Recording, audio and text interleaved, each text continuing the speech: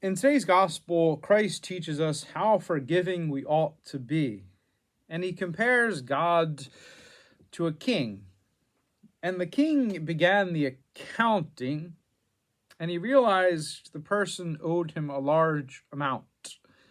When we look at this gospel, we have to contemplate ourselves before God and how much we need to be forgiven.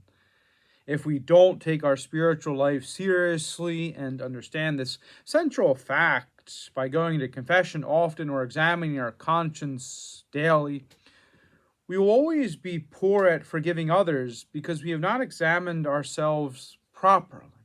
This is one of the reasons the church teaches us to ask for pardon at every most holy Mass, because she knows you and I need it, whether we think we do or not.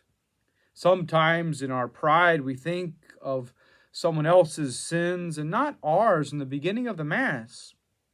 Or we are so proud, we think the confession of sins is for someone else and not ourselves.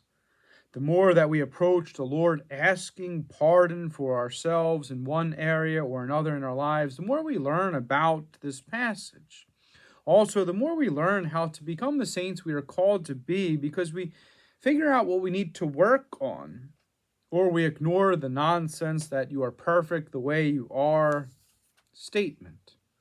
Finally, it helps us to be another Christ in the world, to be a person with an understanding heart who understands the real need for forgiveness in people's lives without negating accountability, of course, but rather acknowledging the real account of people's sins before God. And when we are forgiving people, others taste the Spirit of God in us, which was given to us freely at our baptism. In one sense, we do not allow the Spirit of God to flow through us when we are unforgiving. And once again, the blockage usually happens because we are not looking at our sins and facing God honestly.